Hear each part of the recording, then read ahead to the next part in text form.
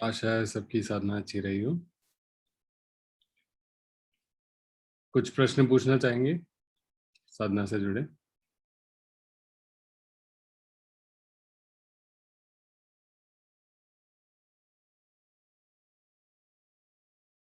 आपके अभ्यास में, साधना को दैनिक जीवन में प्रयोग करने में, इससे जुड़ा कोई कठिनाई आ रही हो, या इससे जुड़ा कोई प्रश्न हो, या आपके साधना में कोई अनुभव हुआ हो जिसके बारे में कुछ पूछना चाहते हो, या कोई चीज जो हम यहाँ चर्चा करते हैं लेकिन दैनिक जीवन में वो कैसे हम अपने मन में रखकर उचित सम्यक कर्म कर सकें, इससे जुड़ा कोई प्रश्न हो तो पूछ सकते हैं।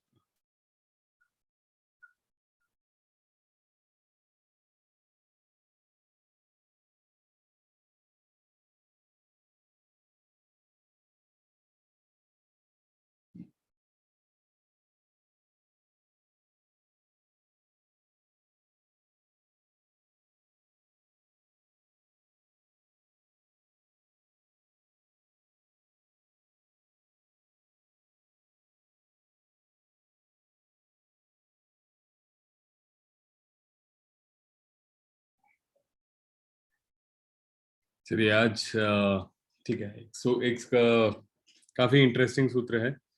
इसमें एक उदाहरण दिया है गौतम बुद्ध ने, जो कि मुझे बहुत पसंद आता है। सूत्र का नाम है सुनखत सुतंत। सुनखत के साथ जो वार्तालाप हुआ था भगवान बुद्ध का, मध्यम निकाय में 105 नंबर MN 105, राहुल संकृत्यायन जी का ट्रांसलेशन है। लेकिन आज मैं पूरा सूत्र नहीं पढ़ूंगा, थोड़ा इसका मैं क्या सेटिंग है ये थोड़ा बता दूंगा, और फिर एक अंश है इसका जो मुझे पसंद है काफ़ी, और जो आपके साथ मैं शेयर करना चाहूँगा। तो वो पार्ट मैं रीड करूँगा और साथ में उसके बारे में हम आगे चर्चा कर सकते हैं। तो आरंभ होता है, ऐसा मैंने सुना, एक समय भगवान वैशाली में महावन की कूटागारशाला में विहार करते थे। तो इस समय सुनखत एक लिच्छवी जो कम्युनिटी थी, उसमें सुनखत करके एक व्यक्ति था। तो वो आया गौतम बुद्ध के पास और पूछने लगा कि आपके पास बहुत सारे जो लोग आते हैं, और कई लोग ये कहते हैं, ये डिक्लेयर करते हैं कि हमें मतलब निर्वाण और बिल्कुल बौद्ध ज्ञान प्राप्त हो गया है, कि हम सब समझ चुके हैं, हमारे अंदर तृष्णा खत्म हो चुकी है, हम तृष्णा का बिल्कुल सार समझ चुके हैं, आपकी शिक्षा का सार समझ चुके हैं, धर्म का सार समझ चुके हैं, अपने अंदर उतार चुके हैं, और अब हमारे लिए ये स्वाभाविक हो। तो वो प्रश्न पूछने लगता है कि आप कैसे समझते हैं कि कौन है जो सचमुच ऐसा ज्ञान प्राप्त कर चुका है, कि और कौन नहीं है, और आप उनको कैसे उनसे पेश आते हैं। तो वहाँ गौतम बुद्ध इसके बारे में कुछ कुछ बताते हैं कि उनके साथ जब चर्चा होती है तो समझ में आता है कि वो किस चीज़ में रुचि रखते हैं।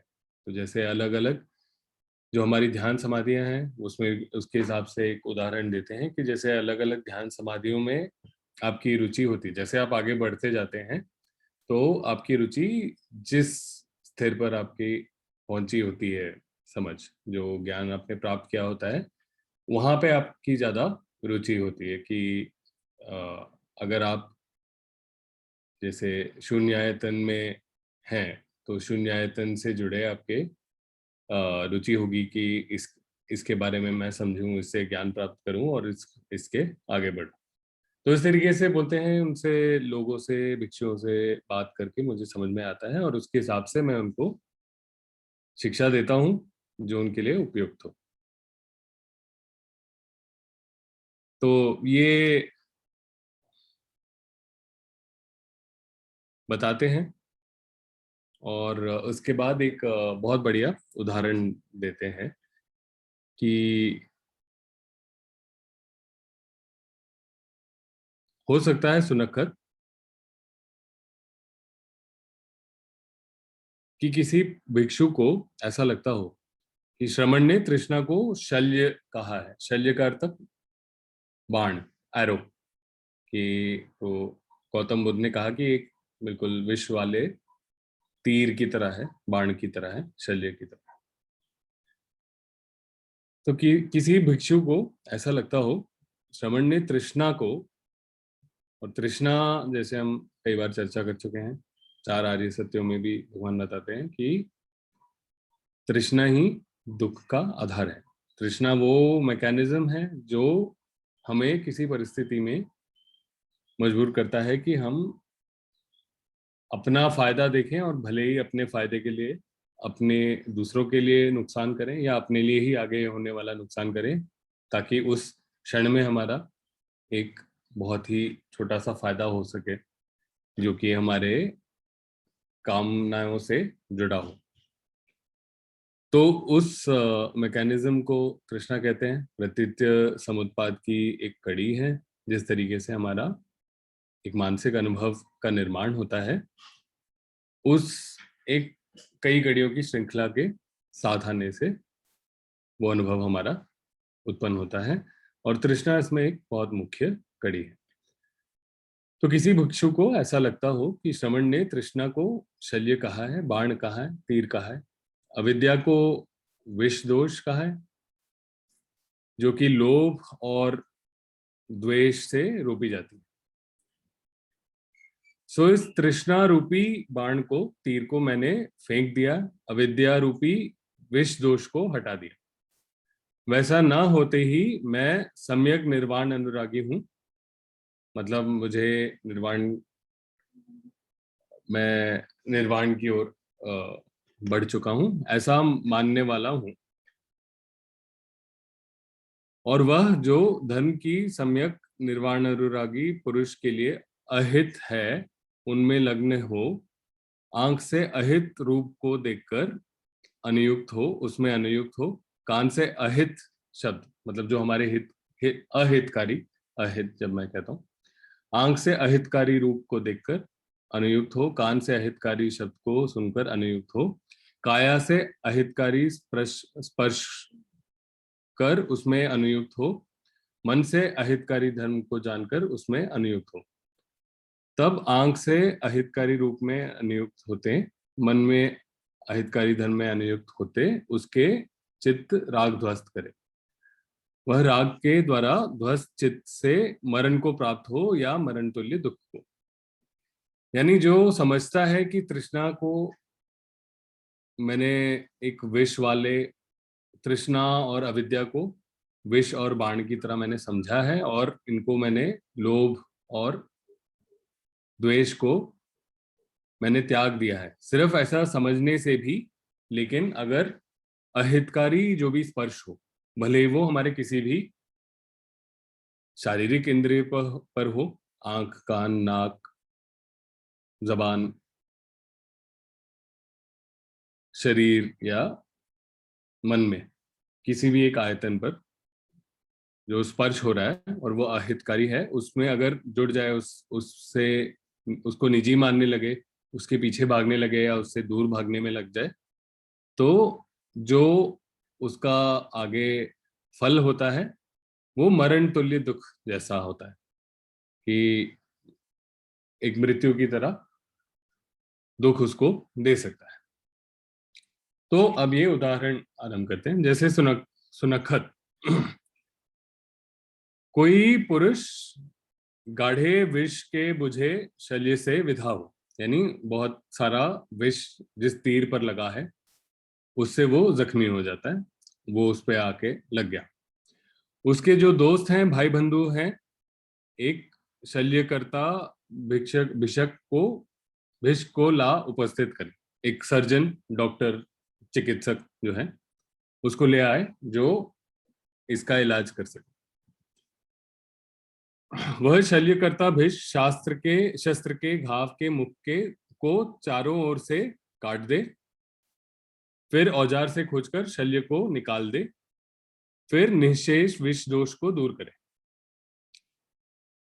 यानी जो चिकित्सक आया है, जो डॉक्टर आया है, वो जो विष वाला तीर जो किसी पुरुष को लगा है, किसी व्यक्ति को लगा है, उसका घाव के आसपास काट दे और फिर बाहर निकाल दे, और जो अंदर जो विष है, जो पॉइजन है, उसको भी बाहर निकाल दे।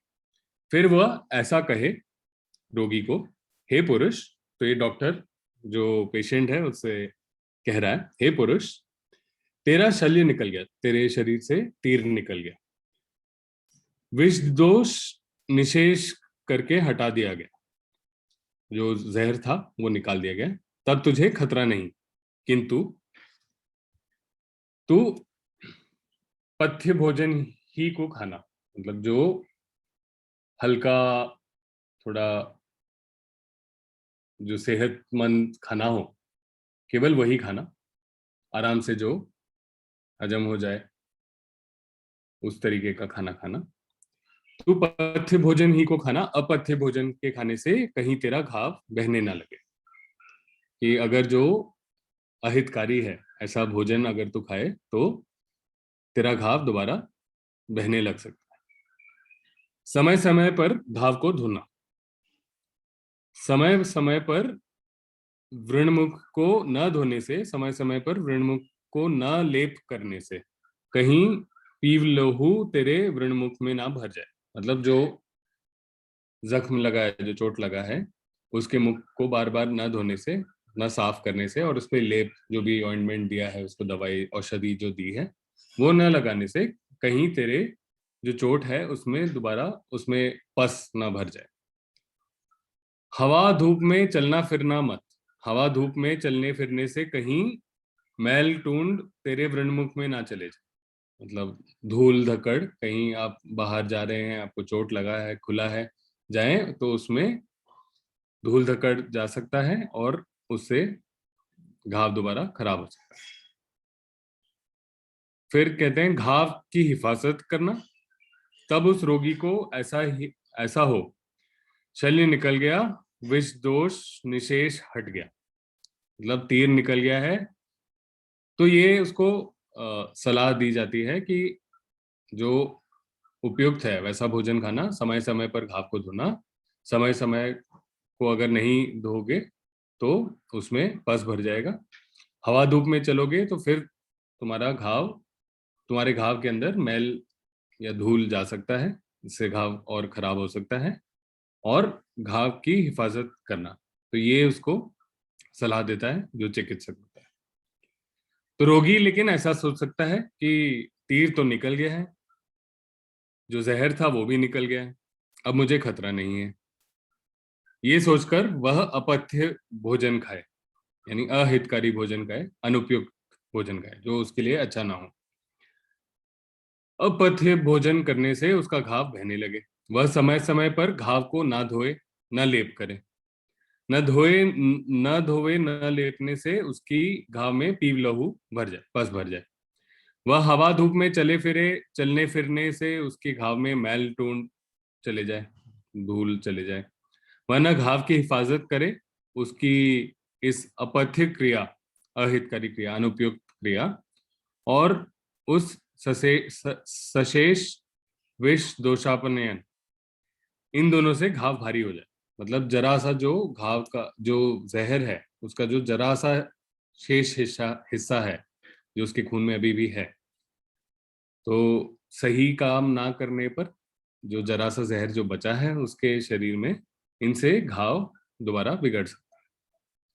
वह घाव के भारी होने से मरण को प्राप्त कर सकता है या मरण तुल्य दुख को, कि या तो उस जहर के दोबारा फैलने से, घाव के दोबारा खराब होने से मृत्यु को प्राप्त हो सकता है, या मृत्यु जैसे दुख को, यानी बहुत पीड़ा उसको हो सकता है इस कर्म से।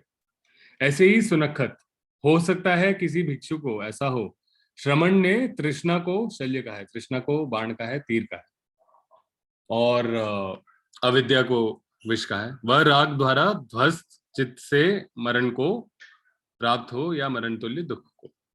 यानी अगर वो हर चीज को निजी लेने लगे, हर एक जो अनुपयुक्त कार्य है वो करे, तो उसके चित्त में मृत्यु जैसे दुख उत्पन्न हो सकता है सुनखत कि किसी भिक्षु को ऐसा हो। श्रमण ने तृष्णा को शल्य कहा है, वैसा होते मैं सम्यक निर्वाण अनुरागी हूं, ऐसा समझने वाला।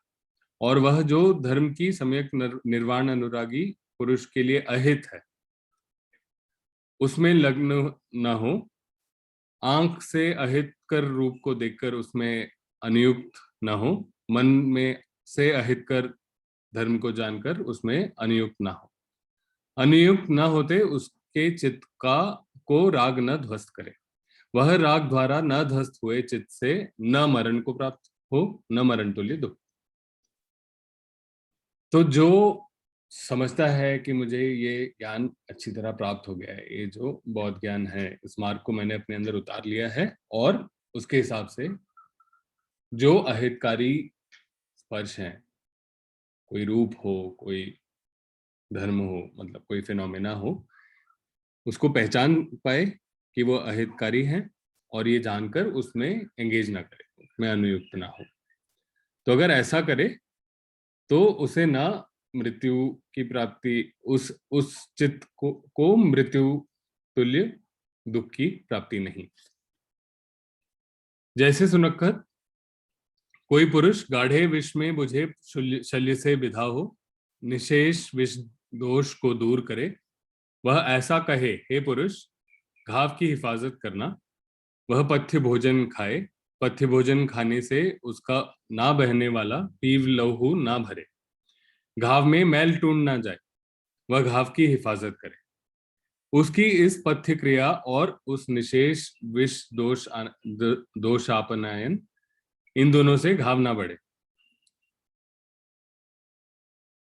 वह ऊपरी चमड़े सहित भरे घाव के कारण न मरण को प्राप्त होगा, न मरण तुल्य दुख को। ऐसे ही सुनखत हो सकता है किसी भिक्षु को ऐसा हो, श्रमण ने तृष्णा को शल्य कहा है, वह राग द्वारा न ध्वस्त हुए चित्त से न मरण को प्राप्त होता है, न मरण तुल्य दुख को। तो ये कह रहे हैं कि अगर जो रोगी था, जिसको विष वाला तीर लगा था, तो अगर वो जो 5 चीजें बताई थी चिकित्सक ने कि इसको साफ रखना, धूल में मत जाना, सही भोजन करना, इसको समय समय पर साफ रख के इसमें पस ना भरने देना, तो जो घाव है और जो घाव, उसके खून में जो जरा सा शेष विष बचा हुआ है, ये दोनों धीरे धीरे समय के साथ बिल्कुल सही हो जाते हैं और उसको मृत्यु के जैसा दुख प्राप्त नहीं। सुनखत अर्थ को समझाने के लिए मैंने यह उपमा दी है, ये उदाहरण दिया है। यहाँ यह अर्थ है, घाव का अर्थ है जो हमारे 6 आयतन है, आंख, नाक, कान, जबान, शरीर और मन। यह घाव है, यहां से हमारे लिए जो अहितकारी चीजें हैं वो घुस सकते हैं। विष दोष, यह अविद्या का नाम है। अविद्या का अर्थ क्या है? अविद्या का अर्थ है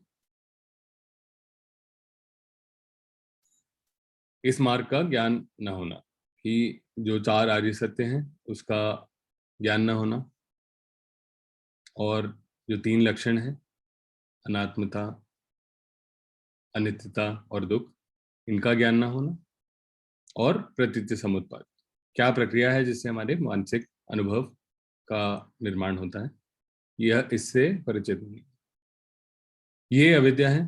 तो विष दोष जो है ये अविद्या का नाम है। शल्य या तीर जो है ये तृष्णा का नाम है। ऐष्णा जो है, यानी एक जागृति रखना, लापरवाही नहीं करना, यह स्मृति का नाम है। जैसे हम कहते हैं स्मृति है हमारे मन की प्रक्रियाओं की ओर जागृति, हमारा ध्यान कहाँ है, कहाँ से कहाँ कैसे जा रहा है, इसके ओर हमारी जागृति होना, चौकन्ना होना।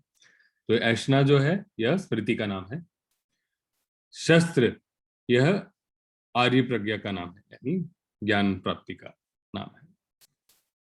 शल्यकर्ता भिष्क, यानी जो डॉक्टर है, जो चिकित्सक है, यह तथागत, अरहत सम्यक संबुद्ध का नाम, तथागत का नाम, जो जो सलाह जैसे चिकित्सक ने दी है वैसे ही सलाह गौतम बुद्ध हमें देते हैं। और क्या सलाह, थोड़ी सरल भाषा में एक बार इसको समझते हैं। तो तृष्णा जो है, जैसे हम 6 कदमों का प्रयोग करते हैं, हमारे साधना में हम बैठते हैं, अभ्यास करते हैं, मंगल मैत्री भेज रहे हैं हम किसी को, कहीं किसी विचार में हमारा ध्यान अटक जाता है कि उस व्यक्ति ने ऑफिस में मुझे ऐसा कुछ कहा था, याद आ जाता है हमारे मन में। फिर हम सोचने लगते हैं कि उसको अगली बार कैसे जवाब दिया जाएगा, कैसे उसको सबक सिखाया जाएगा। इन चीज़ों में हमारा ध्यान खो जाता है। लेकिन क्योंकि हम ध्यान करने बैठे हैं, फिर भी हमारा हमारी स्मृति थोड़ी जागृत होती है। थोड़े समय में हमें समझ में आता है, अरे ये तो कहीं और हमारा ध्यान पहुंच गया। सही व्यायाम या 6 कदमों का हम तब प्रयोग करते हैं, पहचानते हैं कि हमारा ध्यान भटक गया है, तो अपने उस विचार को, उस वस्तु को रहने देते हैं। अपने मन में जो तृष्णा उत्पन्न हुई है, जो तनाव खिंचाव उत्पन्न हुआ है, उसको शांत करते हैं। वापस एक मुस्कान अपने चेहरे पर लेकर आते हैं, जिससे हमारा मन भी उत्कृष्ट होता है।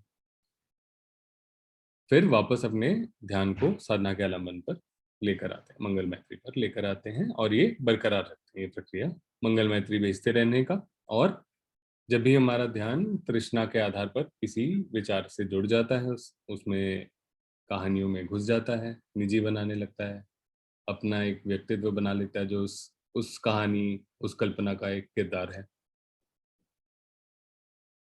जब भी ये होता है तो उसे पहचानना और वापस 6 कदमों का प्रयोग करना। तो ये जो कार्य है, ये हम साधना के समय कहते हैं, क्योंकि हमें ये बताया जाता है कि साधना की विधि है। लेकिन ये हमारे दैनिक जीवन में हर क्षण में, हर परिस्थिति में ये उपयुक्त है। तो तृष्णा जो है, ऐसा आप समझिए कि अगर हमने मानव रूप धारण किया है, एक ह्यूमन कंडीशन में हम एग्जिस्ट करते हैं, तो जो तृष्णा है, जो तीर है, और जो विष है उसमें अविद्या का, ये हमारे अंदर पहले ही लग चुका है। ऐसा नहीं कि ये कभी लगेगा तो चलो हम उसको देखें। भले ही हमने साधना आरंभ किया, कुछ कुछ प्रगति करी, तो सोच सकते हैं कि वो तीर निकाल दिया गया है, लेकिन फिर भी वो घाव है, और उस घाव में थोड़ा सा हमारे खून में विष बचा हुआ। जब जब हमारा मन तृष्णा के आधार में किसी भी परिस्थिति में चीजों को निजी लेने लगता है, भावुक हो जाता है, उत्तेजित हो जाता है, और अकुशल कार्य करता है, उस क्षण में, उस परिस्थिति में, उस छोटे से काल्पनिक संसार में ऐसा कोई कर्म करता है जो अपने लिए पीड़ादायक हो या अन्य व्यक्ति के लिए पीड़ादायक हो, तो वो बस इसी तरह है जैसे वो अज्ञानी पुरुष चिकित्सक की का उपदेश नहीं लेता, उसकी सलाह नहीं लेता है, धूल मिट्टी में जाता है एक खुले हुए घाव को लेकर, अनुपयुक्त खाना खाता है, जो कि सब उसके घाव को और बुरी एक परिणाम की ओर ले जाता है। तो वैसे ही जब भी, जिस भी परिस्थिति में तृष्णा उत्पन्न हो, तो इसे हल्का नहीं लेना है कि या चलो अच्छा, एक बार मैंने पहचान लिया कि मेरे मन में जो तनाव खिंचाव है उसको मैंने पहचान लिया है, अब मुझे पता है, या मैंने समझ लिया कि 6 कदमों सही व्यायाम क्या है, मैंने समझ लिया। अच्छा, आर्य सत्य क्या है, अच्छा मैंने ये अपने मन में समझ लिया है कि तृष्णा क्या होती है। तृष्णा वो चीज होती है जो निजी बनाती है, इसका लक्षण होता है मन में तनाव खिंचाव, और इसी से दुख उत्पन्न होता है, ये मैंने समझ लिया। और प्रतीति समुत्पाद भी दो दो चार बार चर्चा हुई है, मैंने समझ लिया है। लेकिन ये उतना ही हुआ कि उस पुरुष ने, जो उस व्यक्ति ने जो चिकित्सक की बात सुनी, कुछ उसको समझ में आया, लेकिन जो उसके कार्य थे, उसके कर्म थे, जो उसके जीने का तरीका था, जो उसका दैनिक जीवन था, दैनिक जीवन का हर एक क्षण था, उस क्षण में उसने जागृति नहीं दिखाई, उसने सही व्यायाम का प्रयोग नहीं किया, सही जो कर्म करना चाहिए वही वो नहीं किया, सही जो वातावरण होना चाहिए वो वातावरण अपने आसपास, उस गलत वातावरण में गया वो। तो जो विष है वो फैलते जाएगा। विष का अर्थ क्या है? अविद्या। अविद्या अपनी एक 3 लक्षणों को ना समझना, अनित्यता को नहीं समझना, चीजों को पर्सनली लेना, अनात्मता को नहीं समझना और उससे दुख की ओर बढ़ जाना। तो ये जो अविद्या है वो हमेशा बढ़ती रहेगी, ये विष की तरह। तो हर एक क्षण में जब तृष्णा के आधार पर हम करते हैं तो ऐसा समझिए कि हर बार एक तीर लग रहा है, थोड़ा जहर छोड़ जा रहा है। और अगर हम सही व्यायाम का नहीं प्रयोग करते, तृष्णा को और अविद्या को उस क्षण में नहीं हम हटाते छह कदमों का प्रयोग करके, और उसके करने के बाद अगर हम सही कर्म नहीं करते, उपयुक्त कर्म नहीं करते, ऐसा कर्म नहीं करते जो अपने लिए हितकारी हो, दूसरे के लिए हितकारी हो, दोनों के लिए हितकारी, तो हमारे अंदर वो अविद्या का विष बढ़ते जा रहा है।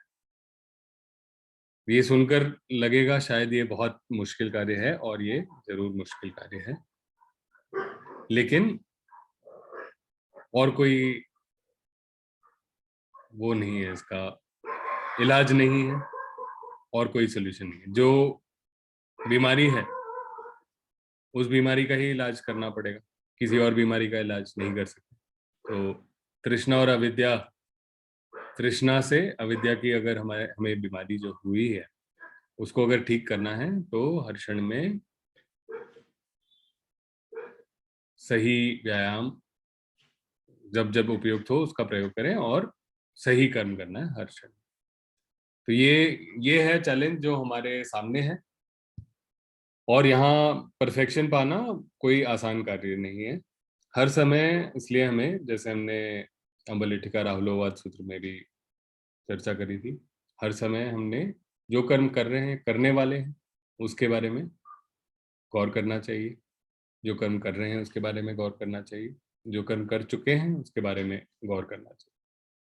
और जो सबसे, हर बार जो मैं बोलता हूँ, जो दो सबसे बड़ी कुशलता है, अगर हमारी स्मृति जागृत होगी, तेज होगी, हमारे मन में उत्पन्न होने वाली तृष्णा को तुरंत अगर पहचान लेगी,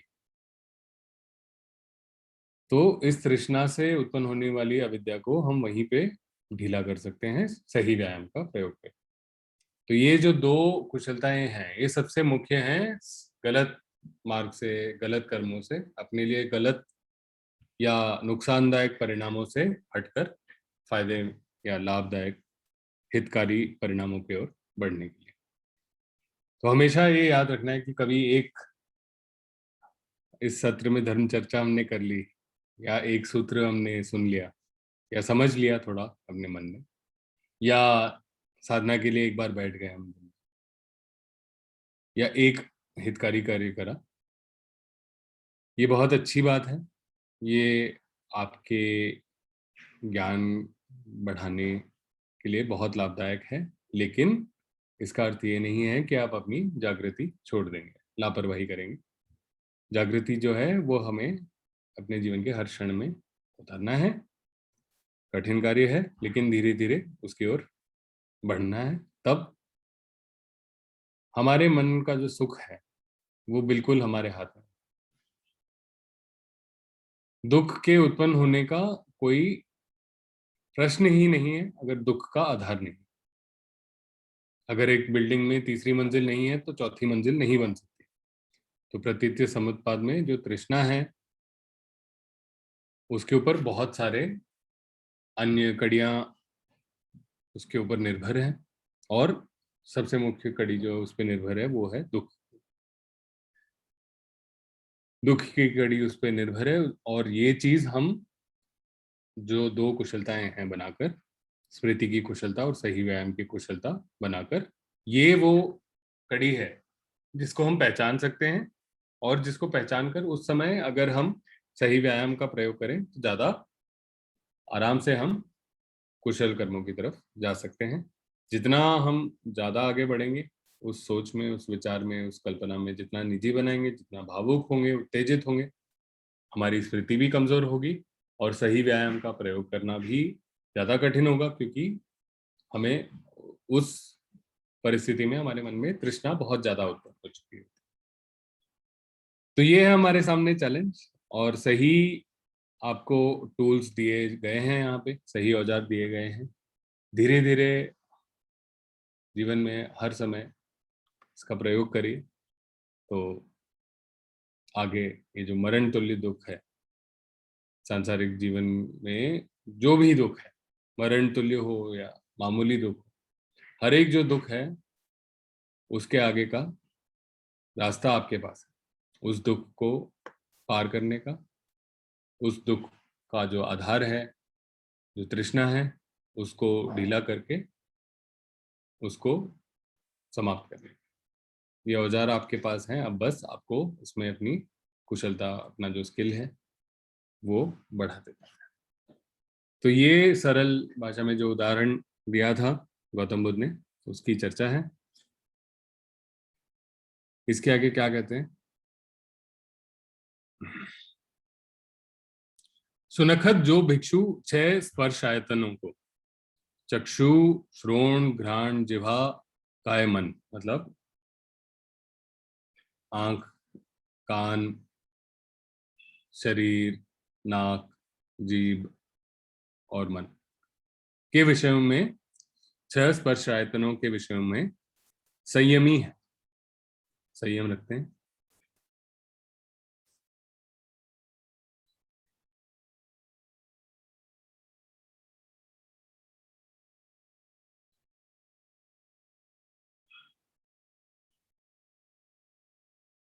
तो वो जो व्यक्ति है वो इस दुख से मुक्त हो सकता है।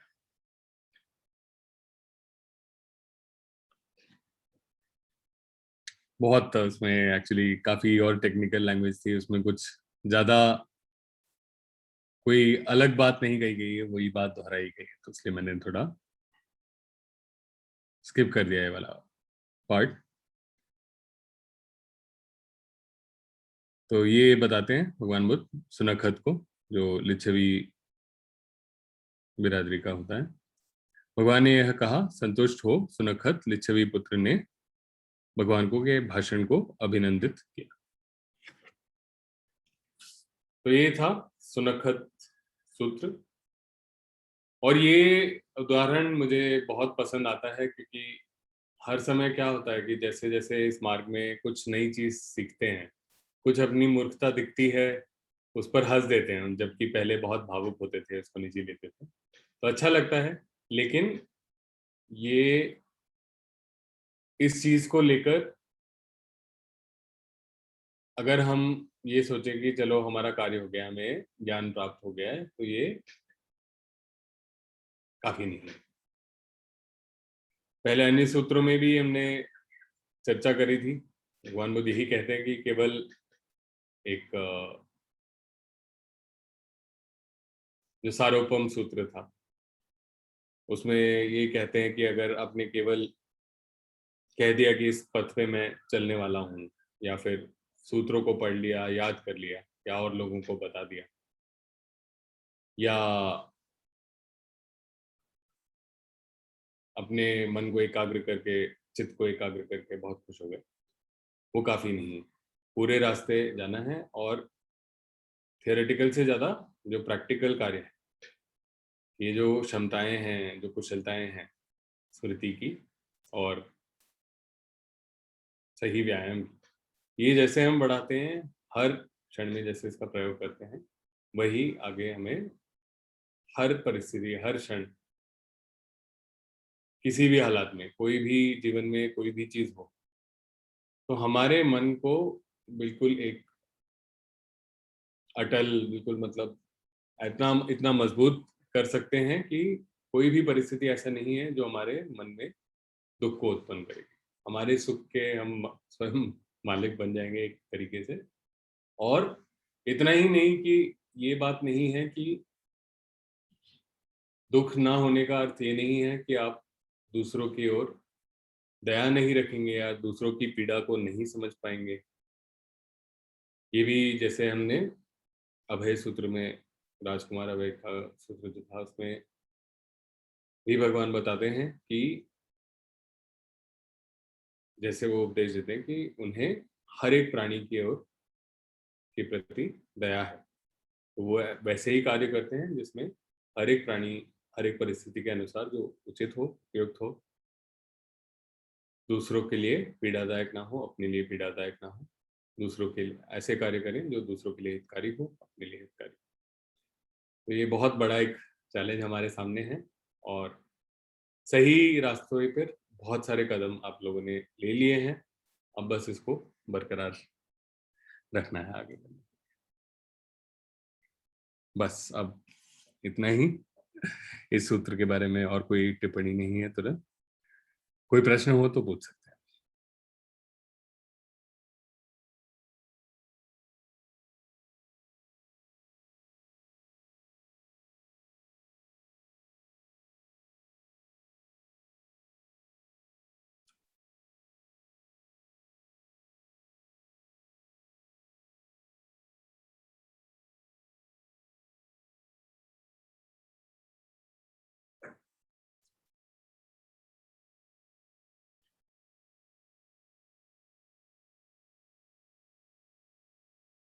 नहीं, कोई प्रश्न नहीं है।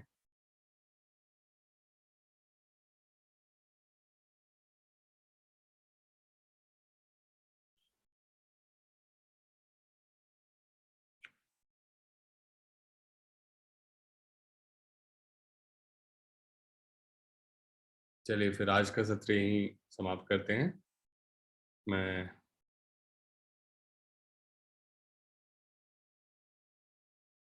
प्रार्थना को शेयर कर देता हूँ स्क्रीन पे, साथ में एक बार पढ़ लेंगे सब। अच्छा सॉरी, ये मैंने सबको म्यूट किया हुआ है शायद। आप अनम्यूट कर सकते हैं, किसी का प्रश्न हो तो पूछ सकते हैं। सॉरी, राजीव जी करते हैं नमस्ते। नॉर्मली। आप मैसेज कर दीजिए अगर ऐसा हो तो। हाँ। हाँ, राजीव भाई नमस्ते।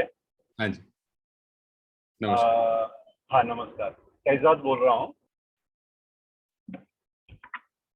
जी। मुझे एक ऐसा पूछना है सर, जब हम बैठते हैं इसके लिए, ध्यान के लिए, तो कुछ पेन जो है ना बहुत ज़्यादा, मतलब अनकंफर्टेबल पेन वगैरह आ जाते हैं बॉडी में, और उसको हम रिलीज नहीं कर पा रहे, मतलब रिलीज जैसा आपने बताया है, तो वो होता नहीं है, वो बार बार ध्यान उस पर ही जाता है। एक बात ठीक बताइए जी। कैजाद जी, अगर आप ये दर्द जब उठता है, अगर आप उठ जाते हैं और एक दो चार कदम लेते हैं, क्या ये तुरंत गायब हो जाता है? तुरंत गायब हो जाता है, तुरंत। तो ये आपके साधना से जुड़ा दर्द है, इसको मेडिटेशन पेन भी कहते हैं। ये दो कारण से आ सकता है। कई बार क्या होता है, आपका मन जब साधना के लिए बैठता है तो हाल में या आपके पहले जब कोई आपने शील तोड़े होंगे, अगर वो याद आते हैं जैसे, तो उससे एक डिस्कम्फर्ट उत्पन्न होता है। एक तो ये वजह होती है। तो ये जो मेडिटेशन पेन है, अगर आपको फिजिकली पेन नहीं है, आपको कोई क्रॉनिक कंडीशन नहीं है, और अगर आप आरामदायक आसन लिया है आपने, जैसे अगर आपको जमीन पर आलती पालती बैठने में अगर कठिनाई हो और आप कुर्सी पर बैठे हैं या कुछ कर रहे हैं, तो उस समय मतलब अगर वो नहीं हो रहा है, अगर आपको कष्ट हो रहा है अपने आसन से, तो उसको बदलिए। अगर आपको कोई सपोर्ट चाहिए, लोअर बैक में तौलिया रख सकते हैं, या फिर अगर जैसे आप कुर्सी पर आप कुर्सी पे बैठते हैं कि जमीन पर बैठते हैं? नहीं, अभी सर मैं थोड़ा कुर्सी पे बैठ रहा हूँ, थोड़ा लॉन्ग टर्म टाइम कर रहा ठीक हूँ, है। तो कुर्सी पे बैठ रहा हूँ। कुर्सी पर बैठे तो एक चीज और ध्यान रख सकते हैं, ताकि शारीरिक कष्ट को हम बिल्कुल मतलब सोचे कि ये शारीरिक शरीर से नहीं जुड़ा हुआ है। एक तो आप अपना जो घुटना है, घुटना आपके हिप के बराबरी में होना चाहिए। मतलब घुटना बहुत ऊपर नहीं होना चाहिए और बहुत नीचे नहीं होना चाहिए। इससे क्या होता है, आपके कमर में थोड़ा जोर पड़ता है। तो या तो आपके पैर के नीचे कुछ रखना हो, या अपने आसन के नीचे कुछ रखना हो, ताकि आपका घुटना आपके आसन के बराबर रहे, उसी हाइट पर रहे। तो एक चीज देख लीजिए, अगर आपके पीठ के निचले हिस्से को कोई सपोर्ट चाहिए, लोअर बैक में कोई टॉवल या पिलो यूज करना है, वो कर सकते हैं। सर शारीरिक। सेम आपने जैसा बताया है वही तरीके से कर रहा हूँ, तौलिया वगैरह रख के बैक में सपोर्ट दे रहा हूँ। पर काफी टाइम, मतलब हर बार नहीं होता है, मतलब जैसा आप बता रहे हैं ना, सेम कि हाँ हर बार नहीं हो रहा है वो पेन। पर हाँ पेन जब होता है तो सर कंसंट्रेशन उस पे ही ज्यादा जाता है, मतलब ध्यान बार बार उस पे ही जा रहा है। हाँ। तो तो दो उसको जो कैसे है, बचे? दो चीजें हैं जो मैं बता रहा हूँ। पहली चीज मैंने ये बताई, एक तो ये जो शील तोड़ते हैं उसके वजह से आपके शरीर में हो सकता है कि डिस्कम्फर्ट पैदा हो।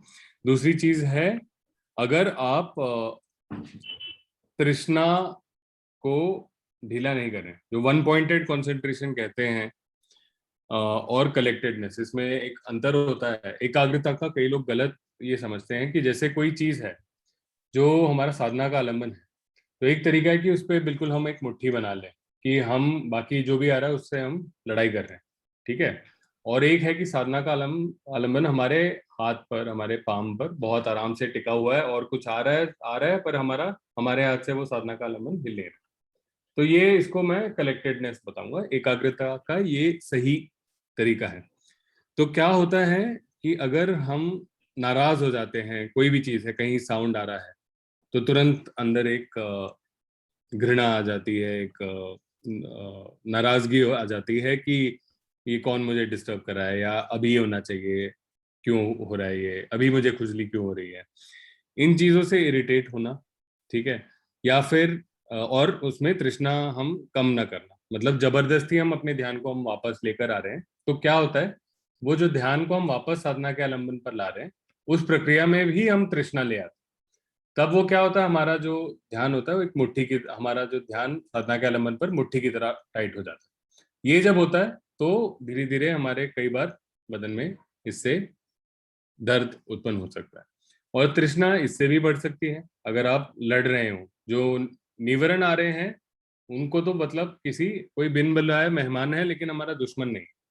हमने बस उसको हंस के उसके पेश आना है कि अभी हमारे पास समय नहीं है, हमें वापस अपने साधना के आलम्बन पर जाना है, तो इसलिए क्षमा करें, उसको रहने देना है, अपने मन में जो तृष्णा उत्पन्न हुई है उसको ढीला करना है, और मुस्कुरा के वापस आ जाना है। ये करेंगे तो एक बात है, लेकिन आप बोलेंगे कि आप क्यों आए हैं, आपको तो बुलाया नहीं, आपको इस समय आना नहीं था, नाराज होना, उसको अपना दुश्मन समझना, और फिर मुंह फेर के वापस आ जाना मैदान पे। अब समझ रहे हैं ना जो अंतर है। तो वो करेंगे तो वो मुट्ठी की तरह आपका मन बनने लगेगा, ज्यादा हार्ड होने लगेगा आपका मन, और उससे आपको दर्द हो सकता है। और यही चीज होती है जो हम मंगल मैत्री भी भेजते हैं।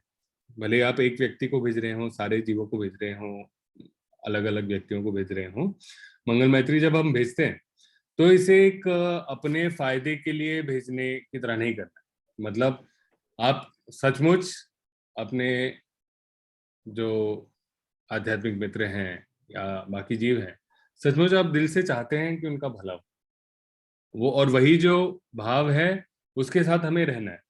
ये वो कार्य नहीं है कि अच्छा मैं इसको मंगल मैत्री भेजूंगा तो मेरे बैंक अकाउंट में मंगल मैत्री जमा हो जाए, मतलब वैसा अपने निजी फायदे के लिए सोच के आप करेंगे ना, कि मैं बैठा हूं, ये सिर्फ मेरा जरिया है, ये जो व्यक्ति है इसको ये भाव भेजना है, मतलब कुछ और होता तो कुछ और कर लेता, ये बस एक मेरा जरिया है ताकि मैं अपने साधना में विकास करूं।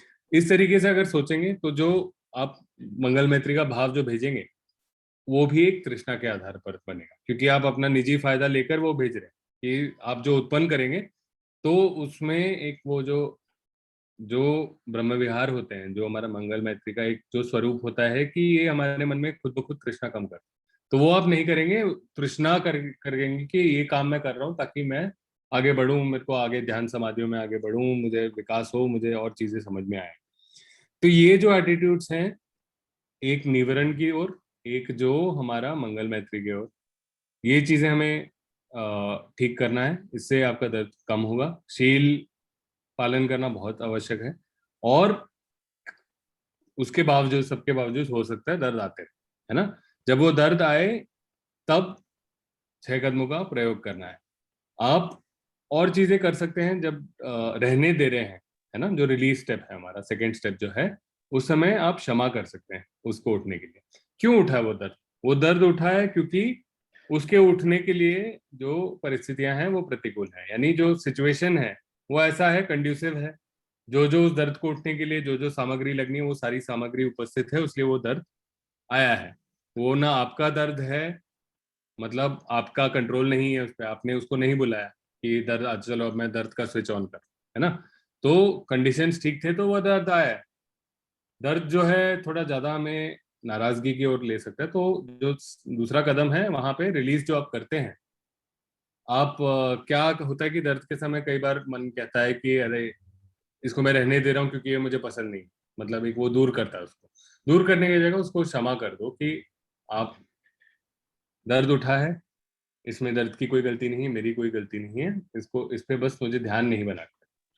जो दर्द बढ़ता है वो भी इसलिए बढ़ता है क्योंकि तृष्णा है उसमें। तृष्णा जब तक है तो उस चीज को निजी मानेगा, मतलब अपने व्यक्तित्व के लिए, की सुरक्षा के लिए आपका मन सोचेगा ये तो मेरे लिए बहुत बड़ा खतरा है, ये तो मेरे लिए बहुत बुरी चीज है। वो सोच सोच के और अपने लिए पीड़ा बनाता है। जैसे कई बार हम बात कर चुके हैं कि छोटी चोट लगती है, अगर हमारे पास कुछ करने के लिए नहीं है तो वो चोट बड़ी हो जाती है। उसी के बारे में सोचते हैं हम कई देर, क्यों लगा मेरे साथ, ऐसा क्यों होता है, किसकी गलती की वजह से लगा। और कोई और काम होता है तो उस पे हमारा कोई तृष्णा होता नहीं है, हम अगले अपने काम में जल्दी में निकल जाते हैं। तो खुद ब खुद वो जो है, मतलब जो आपकी उंगली में या पैर में जो या पीठ में जो दर्द होता है, उससे कई गुना आपके मन में दर्द होता है उसके बारे में सोच के कि मुझे दर्द हो रहा है, मुझे दर्द क्यों हो रहा है, मुझे अच्छा नहीं लग रहा है ना। तो 6 कदमों का ही प्रयोग करना है। उसको क्षमा करिए, ठीक है, उसको अपना दुश्मन मत समझिए। बस ये समझिए ये आया है, मतलब ये मेहमान जो है मेरा आया है क्योंकि ये मेरे घर के सामने था, इसका उंगली मेरे घंटी पे था तो आ गया। अब मुझे उससे लड़ना नहीं है, उसको दुश्मन नहीं समझना। उसकी गलती नहीं है, मेरी गलती नहीं कि ये आया है। तो ऐसे करेंगे तो क्या होगा कि थोड़े समय में वो बिल्कुल चला जाए। और ये साधना में बहुत बड़ी प्रगति होती है जब ये मेडिटेशन पेन को बार बार 6 कदमों का सही व्यायाम का प्रयोग करके हम उसके आगे बढ़ पाते हैं। तो ये बहुत बड़ी एक उपलब्धि होती है कि मतलब हम बहुत सारी परिस्थितियों में, चाहे वो कितने ही चैलेंजिंग हो हमारे, तो हम 6 कदमों का प्रयोग करके एक बिल्कुल स्थिर, एक स्टेबल, एक अच्छे मन से हम कार्य कर पाएंगे उसमें। तो एक बहुत बड़ा कॉन्फिडेंस मिलता है उससे। तो इसको एक अपॉर्चुनिटी की तरह यूज कीजिए। एक अच्छा मौका है आगे बढ़ने का, उसको क्षमा करिए आने के लिए। पहचानिए, क्षमा करिए, तनाव खिंचाव को ढीला करिए, मुस्कुराइए और वापस आइए बरकरार रखें। ठीक है, तो ये सेकंड स्टेप आप रिलीज की जगह उसको फॉरगिव कर देंगे। ठीक है, जब ये दर्द हो। जी, थैंक यू सर।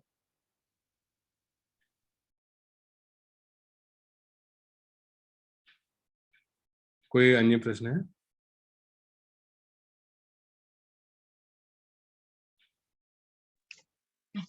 सर नमस्कार सर। नमस्कार। सर मेरा वीडियो ऑन एक करिए। सर मेरा छोटा प्रश्न है सर। वीडियो अ, ऑन कर लेंगे एक बार। हाँ करूंगा सर। सर एक छोटा प्रश्न है। हम्म जैसा हम लोग वर्क करते, जैसा मैं ये एक कंपनी में करता हूँ, कभी कभी वर्क ज्यादा भी हो जाता है। वर्क लाइफ बैलेंस नहीं होता, मतलब घर में थोड़ा टाइम स्पेंड नहीं करते। हम्म हम लोग को कुछ लगता है कि थोड़ा जॉब प्रोफाइल चेंज करना है। जैसा लगता है ये पर्सपेक्टिव। क्यों आप वर्क क्यों करते हैं? आप वर्क करते हैं ताकि जीवित रह सकें, है ना। करेक्ट लेकिन क्या सस्टेनेंस। होता है, धीरे धीरे हम ये सोचते हैं कि हम कार्य करेंगे। जो हमारा सोशल कॉन्ट्रैक्ट होता है, एक इकोसिस्टम होता है, उसमें जो बेसिक अंडरस्टैंडिंग होती है, मतलब बिना एक आध्यात्मिक प्रगति के क्या समझ होती है कि हम कुछ करेंगे, उससे कुछ हमारे पास उपलब्धि होगी, पैसे की उपलब्धि होगी, कोई स्टेटस की उपलब्धि होगी, उससे हम और चीजें कर पाएंगे। स्टेटस होगा, खुशी होगी, पैसे होंगे, गाड़ी ले लेंगे, घर ले लेंगे, ये ले लेंगे, उससे हमारी खुशी आएगी। लेकिन सुख के लिए तो हमें एक ही कार्य करना है कि अपने तृष्णा समाप्त करना है ना। अब करो, उसके बाद जो उपयुक्त है, जो उचित है वो करो। इतना जो कार्य जरूरी है आपको करने के लिए।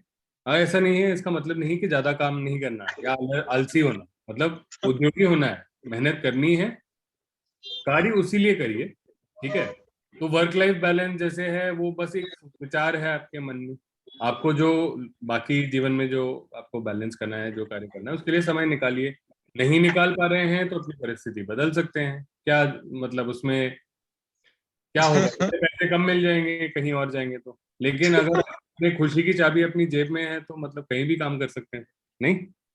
Correct sir, correct. I am not suggesting कि आप that you leave your job और एनीथिंग। तो फर्स्ट सी मतलब there is a lot of time, right? So हमारे पास एक ही करेंसी है इस लाइफ में, जो है हमारा अटेंशन। ठीक है, हमारा जो जीवन है, हमारा ध्यान एक चीज से दूसरे चीज से दूसरे, ये जो श्रृंखला है, यही हमारे जीवन का अनुभव है ना। तो क्या सर। आप ये पूरी हर जो श्रृंखला जो चल रही है, उसमें हर समय क्या आप तृष्णा के बिना है? तो फिर वर्क लाइफ बैलेंस जो आपको पेन दे रहा है वो नहीं होगा। मतलब वो पेन किस लिए आ रहा है? किसी वजह से आ रहा है, तो उस परिस्थिति में आप उपयुक्त कार्य नहीं कर पा रहे। ये तो एक कॉन्सेप्ट है वर्क लाइफ बैलेंस का। सबसे पहले उसमें तृष्णा कम करिए इसका, और वो छोड़ दीजिए, अपना मन को शांत करिए, सुखी करिए। फिर जब घर पे आते हैं, जो घर के काम होते हैं, उस समय आप ये अपने आप को प्रश्न पूछिए कि जो मैं कार्य कर रहा हूँ, क्या मेरे लिए हितकारी है और अन्य लोगों के लिए हितकारी है कि नहीं? क्या उसमें मैं कुछ इम्प्रूव कर सकता हूँ? क्या मैं जो टाइम फोन पे, मैं व्हाट्सएप, इंस्टाग्राम पे जो स्पेंड करता हूँ, क्या उसके जगह मैं ऐसा कार्य कर सकूं जिससे मेरा मेरा मन का जो एक सोच है, कल्पना है वर्क लाइफ बैलेंस की, क्या वो इम्प्रूव हो सकती है? सारी चीजें हैं, ये सारा इंग्रेडिएंट्स आपके पास है, आप बस उसमें स्किल बढ़ाइए धीरे धीरे। और कोई और मतलब ये एक ओवरनाइट नहीं, ये स्किल बढ़ने वाली चीज है। मतलब जो एक स्ट्रीम एंट्री होती है, श्रोतापन जो होती है, वो भी मतलब ऐसी चीज आप मान सकते हैं कि एक आम की महक ली है। मतलब अरहंत होता है जिसने मतलब वो पूरा आम खाया होता है ना। तो एक श्रोतापन से एक अरहंत खाने का भी बहुत बड़ा रास्ता होता है। तो अपनी स्किल बढ़ाते जाइए आप बस, ठीक है? हर एक क्षण में जब हो सके तो आप मतलब दुख का आपके ऊपर कोई भी कंट्रोल नहीं है, कोई भी आपके ऊपर ओनरशिप नहीं है।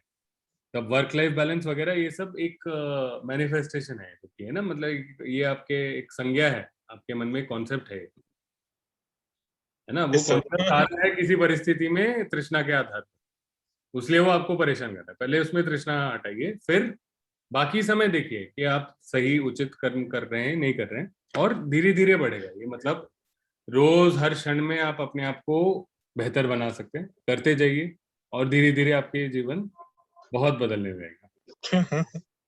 Yes sir. ठीक है, थैंक मैं यू सुना सर। नहीं रहा हूँ, मैं कह रहा हूँ कि बहुत सरल जवाब है, लेकिन उसको जीवन में उतारना कठिन है। कोई जवाब में कोई मिस्ट्री नहीं है। Yes sir. Thank you sir. You're welcome। Yes sir. और कोई प्रश्न है? और मैं भी यही कार्य करते रहता हूँ। मतलब ऐसा नहीं है कि हर क्षण में इम्प्रूव करना है। मतलब हर क्षण में क्या हम पिछले क्षण से ज्यादा समझदार रहे, हर दिन पिछले दिन से क्या हम ज्यादा उचित कार्य कर पाए, ज्यादा हमारी जागृति रही, ज्यादा बार तृष्णा को समझ पाए, ज्यादा बार सही व्यायाम कर पाए, ज्यादा लोगों के हित के लिए काम कर पाए। ये चीज हर क्षण में, हर दिन में देखते जाइए, बस वो मसल्स बनाते जाइए। और वो जैसे जैसे मसल्स बनेंगे, रोज 1 किलोमीटर भागेंगे, फिर 2 किलोमीटर भागेंगे, 4 किलोमीटर भागेंगे, फिर मैराथन भाग सकते, तो ऐसे ही बढ़ाते जाइए। यस ठीक। सर। और किसी का कोई प्रश्न है?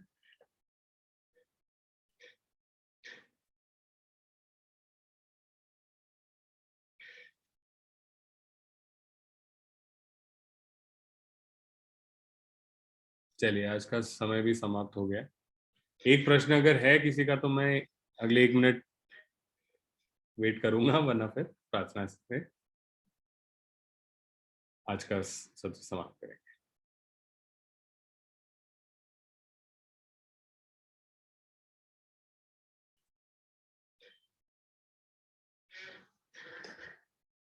दुखग्रस्त हो दुख मुक्त, भयग्रस्त हो भय मुक्त, शोकग्रस्त हो शोक मुक्त, हो सुखी सब प्राणी।